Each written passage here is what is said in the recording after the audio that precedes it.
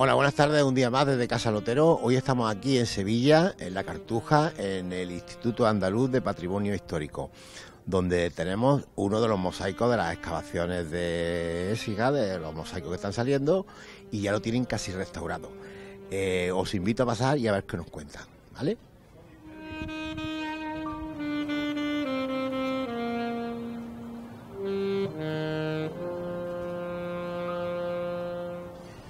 Bueno, y tenemos aquí a Antonio. Buenos días, Antonio. Buenos días. Que tú eres historiador de arte, periodista, bueno, de todo un poco, y estás aquí de encargado de la visita, quizás, ¿verdad? ¿No? Bueno, yo pertenezco a la Unidad de Cultura Científica del Instituto Andaluz del Patrimonio Histórico y, bueno, pues llevamos una parte de visita y llevamos otros ámbitos relacionados con la difusión de lo que es la ciencia aplicado a lo que es el patrimonio, conservación, restauración, etcétera, ¿no?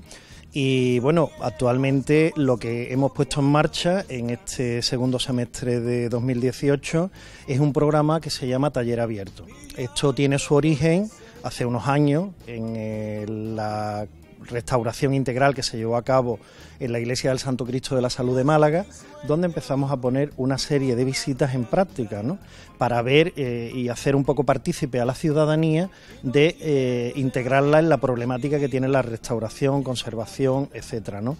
Intentando difundirlos, acercarlos y en un momento dado también, sobre todo incidiendo en los alumnos de bachillerato, pues la importancia que tiene la conservación del patrimonio cultural, porque es algo que nosotros hemos heredado, pero hay que conservarlo para las futuras generaciones, ¿no?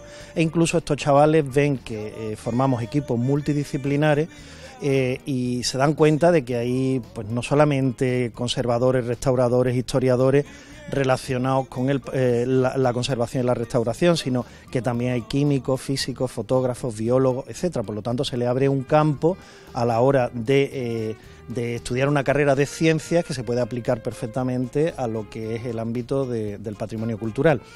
Empezamos con el Santo Cristo de la Salud de Málaga. El año pasado recuerdo que estuvisteis aquí haciéndonos también una entrevista y un recorrido por la restauración de los grandes cuadros de Murillo del Hospital de la Santa Caridad. Y bueno, pues fue el segundo plan de comunicación y difusión grande e importante que puso en marcha el Instituto Andaluz del Patrimonio Histórico. Ahí también recibimos 3.000, cerca de 4.000 visitas, ¿no? Fue muy importante, fue bastante intenso, 7 meses de visitas continuadas y explicando un poco todo lo que es la trayectoria de Murillo, la restauración, etcétera, ¿no? Estos dos planes de comunicación y difusión es lo que nos lleva a desarrollar el taller abierto, ¿no? Y el taller abierto ya no es tan ambicioso, simplemente es planificar una serie de visitas a una serie de obras que van viniendo, que están en un periodo de tiempo determinado aquí, no tiene por qué ser un periodo como de un año, sino 6 meses, 3 meses, y bueno, pues concretamente cuando nos dimos cuenta de lo que teníamos aquí era el mosaico de los Amores de Zeus de Écija, y lo ofertamos. En total van a salir unas 18 o 20 visitas. Empezamos el 16 de octubre, vamos a terminar el 13 de diciembre. También se ha ampliado a las Jornadas Europeas de Patrimonio 2018, en lo cual hemos tenido un par de sábados con visitas. Y en total yo creo que unas 600 personas aproximadamente han podido apreciar lo que es la intervención. Bueno, yo por supuesto soy, como buen ecijano, cojo y bueno, como cualquier historiador, ¿no? En principio un buen PowerPoint, pues ubicando, explicando las características de la ciudad y situando perfectamente en el Altozano, la antigua plaza de armas San Gil, donde apareció, y bueno, pues más que nada para que se lleven una buena impresión y sepan dónde y de qué estamos hablando, ¿no? Y luego pues ya pasamos a lo que es la restauración y al final pues se les trae al taller donde ven con la ayuda de Ana Bouza o Inmaculada Espinosa, pues ellas son las que en un momento dado, tanto Ana como Inmaculada, han explicado también algunas cosas puntuales que, bueno, tú sabes, no todas las ciencias las sabemos al 100%, ¿no? Bueno, pues muy bien, ¿no, Antonio? Porque ya no es una visita guiada que se dice, pues vengo a ver, sino que además se viene a aprender, porque aquí están viendo el proceso que lleva, pues todo lo que es la restauración de este mosaico de los Amores de Zeus. Qué bien. ¿Cuántas visitas lleváis? Pues ahora mismo llevamos 16 visitas aproximadamente realizadas. Hay que añadir las 2 visitas de las Jornadas Europeas de Patrimonio, en total unas 18, y faltan todavía hasta el 13 de diciembre pues unas 4 visitas que realizar. Los grupos son de 25 personas, a veces te vienen algunos más porque son grupos ya previamente establecidos, otras veces los grupos los vamos montando nosotros porque se van apuntando poco a poco, pero la verdad es que se van sorprendidos. No todos los días se tiene la oportunidad de ver en directo un mosaico de estas características, ni tampoco aprender pues el proceso de restauración por el anverso, el reverso, etcétera. Y bueno, se van encantados, la verdad. Y aprendiendo una cosa más y por supuesto queriendo ir a Écija a visitar lo que es la ciudad.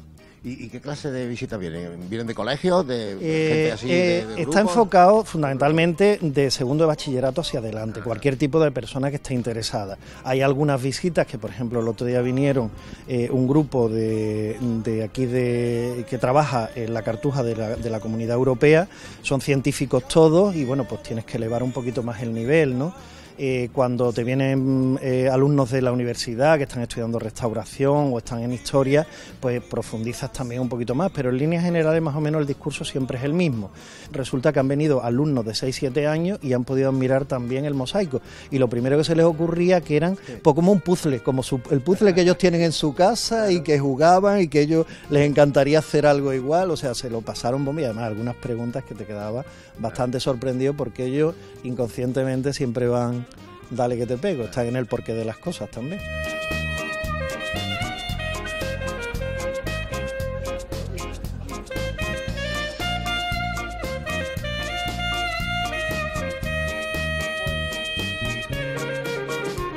Y ahora que estás junto a mí, nunca te dejaré. Yo no quiero vivir mi vida sin tu amor. Viviendo mi vida sin ti es un gran dolor. Yo no quiero vivir mi vida. Bueno, y tenemos aquí a Esther, arqueóloga. Buenos días, Esther. Buenos días. Que nos vas a contar un poco esta maravilla de mosaico que ha salido y que tenéis aquí, ¿en qué consiste? Pues la verdad es que sí, es que es un mosaico magnífico, tanto por sus dimensiones como por lo bien hecho que está. Además tiene una cantidad de figuras y una policromía tan rica que realmente lo hace una pieza extraordinaria. A mí me ha dado muchísima alegría el poder tomar parte de alguna manera en este proceso de restauración que se ha seguido, porque no solamente por la pieza que sea tan importante, sino porque de alguna manera también es revertir casi a mis orígenes profesionales, porque yo me llevé a finales de los años 80, la segunda mitad de los años 80, principios de los 90, me llevé 7 años en Écija, no 7 años en el Tíbet, sí 7 años en Écija, de más o menos arqueóloga municipal. Entonces allí se trajeron muchos mosaicos y tal, y se empezó a dar a conocer la riqueza patrimonial a nivel arqueológico que tiene esa ciudad. Y ahora, bueno, pues me encuentro con esta pieza magnífica para su estudio. Desde el 89 que has dicho, ¿verdad? Hasta ahora han ido saliendo maravillas como esta, por ejemplo, que es Magníficas reciente. piezas, magníficas, sí. Yo he estado en contacto por el trabajo que he desarrollado. Durante muchos años estuve en la Dirección General de Bienes Culturales y claro, allí revertían todos los proyectos y todas las memorias de todas las actividades arqueológicas que se hacían en toda Andalucía, de manera que yo veía todas las actividades que se hacían en Écija y esa pues la analizaba con más interior y más interés y más gusto, porque claro, me recordaba los años que yo estuve allí. Así que sí, bueno, pues reafirmarme en que es una pieza extraordinaria. Bueno, ¿y qué nos puedes contar de los Amores de Zeus, verdad? Ahí va. Bueno, pues el nombre le viene, concretamente este paño que tenemos aquí delante no tiene nada que ver con eso. Es una escena de vendimia. Si veis ahí, por ejemplo, están pisando la uva en el lagar, en medio de lo que hay un sátiro, se le ve con las piernas, los pies de cabra. Y es un detalle muy bonito que además este es reiterativo, aparece bastante en mosaicos de estas características, y concretamente en Écija, por poner un ejemplo, el que apareció en la calle Espíritu Santo a Barrera Doñate en el año 90, lo tenía también. Y es el hecho de que se ve cómo del lagar salen los chorros del mosto que caen en dolias, que son esas tinajas. Y por eso esta escena está muy bien compuesta y realmente es muy bonito. Están haciendo vino aquí. Ahí están pisando la uva, están estos 4 personajes. Bueno, este está vaciando, si se fija se ve ahí el capacho vaciando la uva, y los otros 4 están pisando la uva para que salga el mosto.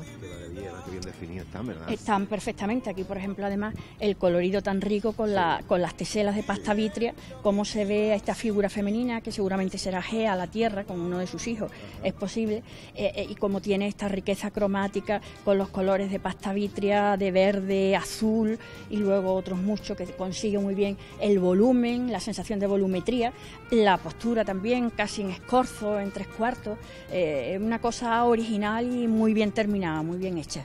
Los verdes y los azules son vitrificados, ¿verdad? Sí. Eso tiene de malo que son mucho más endebles que, por ejemplo, las teselas que son de mármol o de caliza. Están mucho más sujetas al deterioro por el paso del tiempo.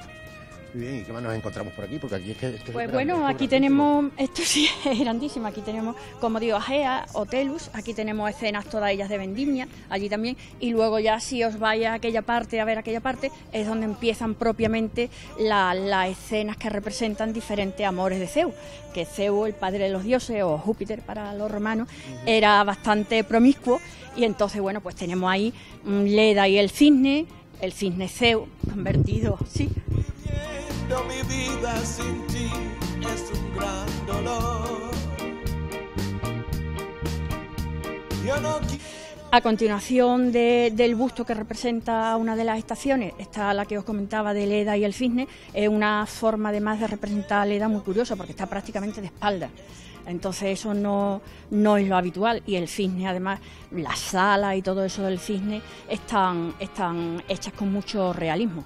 Y bueno, pues así seguimos con otra serie de imágenes que todas ellas, por ejemplo, la última que tenemos, pues tenemos a Ganímedes, que también está, Ganímedes y el águila que era Zeus que lo raptó. Y está también representado prácticamente de espalda y con, bueno, la indumentaria habitual, que es el gorro frigio y una clámide. Y luego ya, más hacia allá, pues nos encontramos otra de las estaciones, que sería posiblemente el verano.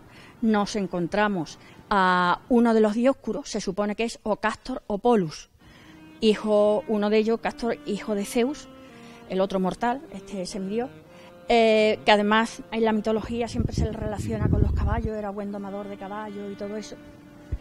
Y entonces, pues ahí lo tenemos representado. Posiblemente lo más fácil es que al otro lado estuviera el otro de los dioscuros, Polus. Se supone que el otro sería Polus, o al revés, o no hay manera de identificarlo porque el simbolismo es prácticamente igual para los dos. Estamos hablando de Estamos cada hablando caballo, ¿verdad? de esta figura masculina con el caballo. Vale. Y luego pues ya nos vamos a el motivo central y principal, que es el rastro de Europa. Zeus vio a esta princesa Tiria, que se llamaba Europa y que luego le dio nombre a todo el continente, y entonces la vio guapísima y dijo, nada, yo quiero estar con esta mujer. Y entonces, ¿qué es lo que hizo? Pues se convirtió en un toro muy manso, y se dejó que la princesa la acariciara, sus damas que estaban con ella. Ahí, por ejemplo, se ve un detalle, una como le da hierba al toro. Total, que el toro era sumamente manso, y al final Europa se subió sobre el lomo del toro, y en ese momento despegó el vuelo. Así que efectivamente esta iconografía del rastro de Europa es sumamente frecuente, se repite mucho, pero aquí está hecho realmente muy bien, sobre todo, por ejemplo, la figura femenina, la sensación de movimiento que tiene, y luego el toro está en una forma de escorzo que da un poco la sensación que ahí se quedaron sin espacio suficiente, si os fijáis, pero por ejemplo los cuartos traseros del toro están perfectamente hechos. Y luego ya tenemos otra serie de imágenes, por ejemplo, está arriba está la figura de Hermes con el caduceo, y un lienzo de arquitectura cerrando el fondo. Ahí también otra figura es esto que se ve, que es como una montaña más oscura al lado del relieve de la composición arquitectónica, es Zeus como nube. Y eso representa otro de sus amores, que fue con Leda, que como Aleda la había encerrado su padre en una torre, porque le habían dado los augurios, le habían dicho muy malas cosas de su nieto, y no quería, claro, no quería que tuviera ninguna relación con ningún hombre, pues la encerró en una torre. Pero como para Zeus no había nada imposible, se convirtió en lluvia de oro, la cayó, la recogió y se quedó embarazada. Qué bien escucharte con la historia que nos cuentas. Las historias mitológicas son siempre gustosas. Claro, qué bien, y además un mosaico tan especial como este. ¿Tenemos cuántos metros de mosaico tenemos aquí? Porque es inmenso, ¿no? Son 5 por 8 metros, 40 metros cuadrados. 40. Sí. O sea que sería una habitación bien grande, ¿no? Efectivamente. Era un triclinio, posiblemente un comedor. Incluso la decoración geométrica consigue el volumen. Si os fijáis, veis que estos cubos realmente parecen que tienen 3 dimensiones. Bueno, incluso la parte geométrica, que siempre en la que menos ese interés se presta, los trabajos suelen ser más toscos, pues esta está magníficamente hecha. Y posiblemente esta zona, que era todo dibujo geométrico, es donde estuvieran los triclinios, esa especie de divanes sobre los que comían los romanos. Sin tu amor, viviendo mi vida sin ti es un gran dolor.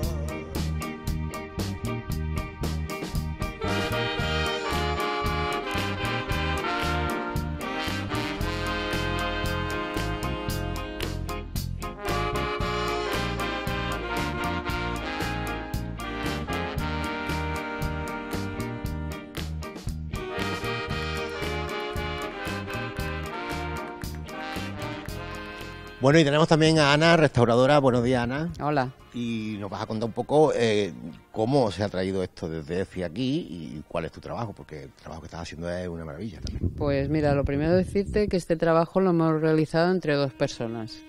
Y también estuvo Inma Espinosa, mi compañera, y yo. Y también estuvo otra persona que fue haciendo prácticas de un máster. Estuvo trabajando durante 2 meses, también May Espejo también ayudándonos. Y entonces el mayor peso evidentemente hemos llevado mi compañera Inma y yo. Y bueno, esto llegó a través de un convenio con el Ayuntamiento de Écija y el Instituto Andaluz del Patrimonio. Llegó aquí esta pieza, la trajeron un camión de mudanzas y demás. Entonces ahora mismo la veis por su anverso, pero esto vino evidentemente por el reverso. Esto viene después de que se sacó de la excavación, que se sacó por las líneas de fractura del mosaico, y por eso podéis ver que los fragmentos son bastante grandes. Son 30 fragmentos aproximadamente, son 30 fragmentos y algunos que se han tenido que unir, o sea que en total son 30. Y bueno, llegó por con el anverso hacia abajo, y todos los morteros que forman parte del asentamiento del mosaico para que quede plano sobre una casa, vamos a decir, sobre el espacio del comedor de esa casa, pues vinieron con un grosor aproximadamente de 30-35 centímetros, dependiendo de la pieza y dependiendo de cómo la hubieran extraído. Pues sí que habéis quitado mortero, ¿no? Hemos quitado mucho mortero.